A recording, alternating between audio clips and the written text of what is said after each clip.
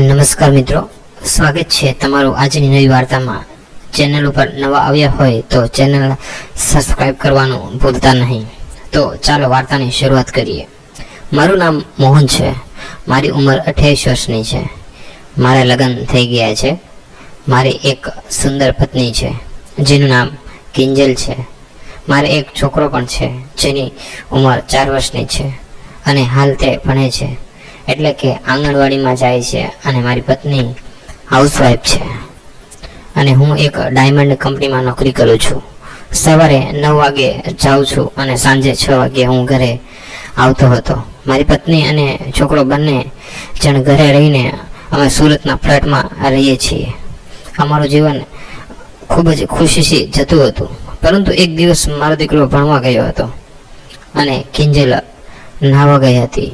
તે સમયે બહાર આવતી હતી અને લપસી પડી, ત્યારે તેનો હાથ અને પગ બંને ફ્રેક્ચર થઈ જાય છે।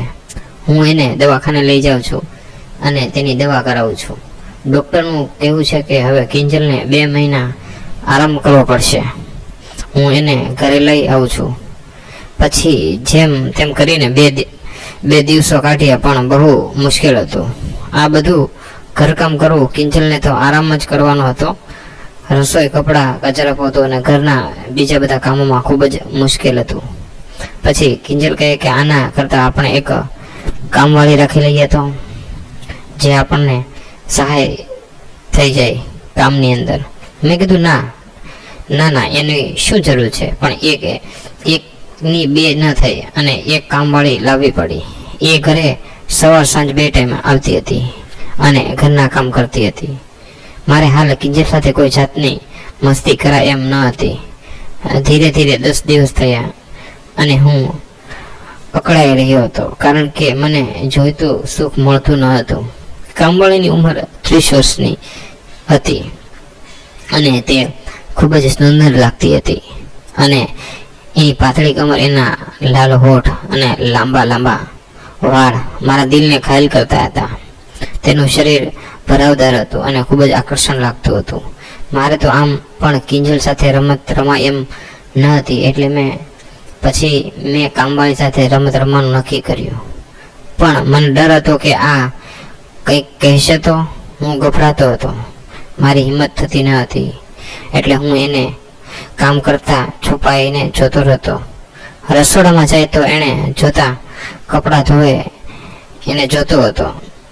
મને તો રહેવાતું ન હતું। પછી એક દિવસ રાત્રે સૂઈ ગયા અને વહેલા સવારે ઘરે આવે છે। કિંજલ તેના ઘરમાં આરામ કરતી હતી। હું બાથરૂમમાં નાહવા ગયો હતો। મેં તેને જોઈ ન હતી। પછી હું રૂમમાં જઈને કપડાં પહેરીને નાસ્તો કરવા બેઠો હતો। પછી તે મને નાસ્તો આપવા માટે આવે છે અને તે મને એનો હાથ અડાડે છે। કિંજલ તો રૂમમાં હતી, છોકરો પણ સૂઈ રહ્યો હતો। પછી મેં એને કીધું કે શું છે તારે? મને કહે, સાહેબ ચાલો આપણે રમત રમીએ। મેં એને કીધું કે ના હાલ મારે નોકરી જવાનું મોડું થાય છે।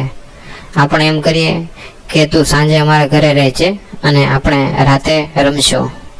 એણે કીધું સારું સાહેબ, પછી હું નોકરીએ જાઉં છું અને 6 વાગે ઘરે આવી જાઉં છું। કિંજલ રૂમમાં આરામ કરતી હતી। પછી તેને ખાવાનું આપી અમે બધા ખાઈ લીધું, કામવાળી પણ ખાઈ લીધું। પછી તે કિંજલ પાસે આવી અને કહે છે કે માલકીન, આજે મારા પતિ ઘરે નથી, તો હું તમારા ઘરે સૂઈ જાઉં? કિંજલ કહે, સારું, તું બાજુવાળા રૂમમાં સૂઈ જા। પછી બધા સૂઈ જાય છે અને મોડી રાતે હું ધીરેથી ઊભો થઈને કામવાળીના રૂમમાં જતો રહું છું। કિંજલને તો દવાઓ ચાલતી હતી, એટલે તે જાગે એમ ન હતી। પછી હું અને કામવાળી બંને એક રૂમમાં મસ્તી કરતા હતા અને અલગ અલગ રમત રમતા હતા। મને તો ખૂબ જ આનંદ થતો હતો। ઘણીવાર ક્રિકેટ રમીએ, પાછા થોડીવાર કબડ્ડી રમીએ અને થોડીવાર કૂદાકૂદ કરીએ। ખૂબ જ મજા આવતી હતી। આ રીતે આખી રાત રમ્યા અને ખૂબ જ મજા કરી। વહેલી સવારે પાછો હું રૂમમાં જતો રહ્યો અને મને ખુશી થઈ ગઈ। મિત્રો, આ હતી મારી અને નોકરાણીની વાત। તમને વાત કેવી લાગી તે કહેજો મિત્રો.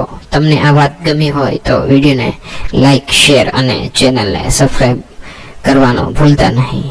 આવી જ અવનવી વાર્તાઓ જોવા માટે અમારી સાથે જોડાયેલા રહો.